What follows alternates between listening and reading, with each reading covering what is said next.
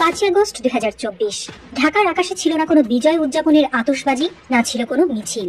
অথচ সেই দিন ইতিহাসের পাতায় লিপিবদ্ধ হয়ে থাকবে, কারণ সেদিন পালিয়েছিলেন একজন নারী, যিনি এক যুগ ধরে ক্ষমতার সর্বোচ্চ সিংহাসনে বসে দেশকে চালিয়েছেন, শেখ হাসিনা। কিন্তু তার পেছনে ফেলে যাওয়া বাংলাদেশ যেন রক্তাক্ত বিধ্বস্ত এক অর্থনৈতিক শরীর।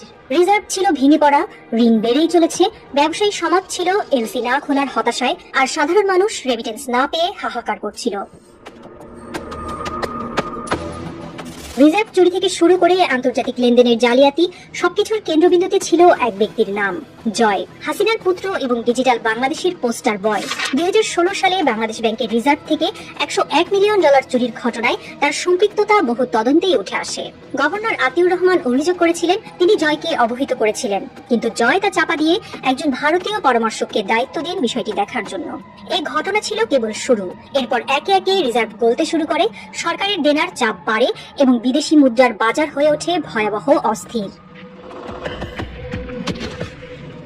হাসিনার শাসনামলে বাংলাদেশের পররাষ্ট্রনীতি ছিল ভারতের ছায়া অনুসরণ। দিল্লি যা বলেছে ঢাকা তাই করেছে। কূটনৈতিক দালালি, সীমান্তে গুলিবর্ষণেও বাংলাদেশ নিশ্চুপ থেকেছে। এই শূন্যতায় ব্যবসায়ীরা আশ্রয় খুঁজেছিল বৈদেশিক লেনদেনে, কিন্তু ডলার সংকটে তার রূপ নেয় দুঃস্বপ্নে। হাসিনার একের পর এক ভুল সিদ্ধান্ত, রাজনৈতিক প্রতিশোধ পরায়ণতা ও অদক্ষ অর্থনৈতিক ব্যবস্থাপনা দেশকে নিয়ে যায় এক পতনের পথে। 5 আগস্ট হাসিনার ভারতে পলায়নের পর দেশের দায়িত্ব নেয় একটি অন্তর্বর্তী সরকার। এই সরকার ছিল ভিন্নধর্মী, কোনো রাজনৈতিক দলের ছত্রছায়ায় নয়, বরং একটি ব্যতিক্রমধর্মী নাগরিক প্রশাসন জোটের নেতৃত্বে। আর এই সরকারের হাল ধরেন নোবেলজয়ী অর্থনীতিবিদ অধ্যাপক মোহাম্মদ ইউনূস। অনেকেই ভেবেছিলেন ইউনূস হয়তো নীতি নির্ধারক হবেন, মুখপাত্র হবেন, কিন্তু তিনি হয়ে ওঠেন সরকারি কার্যকরী প্রধান। যে মুহূর্তে তিনি বলেছিলেন দেশে আর কর্পোরেট পুঁজি নয়, প্রয়োজন মানবিক অর্থনীতি, তখন থেকেই বাংলাদেশে শুরু হয় এক মৌলিক পরিবর্তনের সূচনা। ইউনূস বুঝেছিলেন রিজার্ভ ফিরে পেতে হলে দরকার হবে 3টে স্তম্ভে কাজ। 1. প্রবাসী আয়ের পুনর্গঠন। 2. বৈদেশিক ঋণ পরিশোধ। 3. জ্বালানি ও আমদানি খাতে ভর্তুকি ও স্থিতিশীলতা। তার নেতৃত্বে সরকার ব্যাংক ভিত্তিক রেমিটেন্স প্রণোদনার প্যাকেজ চালু করে, যার ফলে মার্চেই $3.2 বিলিয়ন রেমিটেন্স আসে, বাংলাদেশের ইতিহাসে সর্বোচ্চ। এপ্রিলের প্রথম 12 দিনেই আসে $1.05 বিলিয়ন। একই সাথে বৈধ চ্যানেলের মাধ্যমে অর্থ পাঠানো উৎসাহিত করায় হুন্ডি ব্যবসা ভেঙে পড়ে। বাংলাদেশ ব্যাংকের সর্বশেষ তথ্যে দেখা যাচ্ছে 2025 সালের 17 এপ্রিল পর্যন্ত রিজার্ভ দাঁড়িয়েছে $26.73 বিলিয়ন। আইএমএফ এর পদ্ধতি হিসাব করলেও ব্যয়যোগ্য নেট রিজার্ভ 16 বিলিয়নের কাছাকাছি, যেটা আগের সরকার ফাঁকি দিয়ে দেখাতে পারেনি। ডলার সংকট কাটাতে ইউনূস সরকার চালু করে এক কড়া পরিশোধ নীতি। 8 মাসে 29,000 কোটি টাকার ঋণ শোধ করা হয়। $3.2 বিলিয়ন ঋণ কমে নেমে আসে মাত্র $829 মিলিয়ন। বিশেষ করে কাতারের কাছে যেই কয়েকশো মিলিয়ন ডলারের দেনা ছিল তা সম্পূর্ণ শোধ করে সরকার, যার ফলে কূটনৈতিক সম্পর্কেও আসে স্থিতিশীলতা। সরকার গ্যাস ও এলএনজিতে 6,500 কোটি টাকার ভর্তুকি দিয়ে ইউনিট মূল্য 70 থেকে 30 টাকায় নামিয়ে আনে।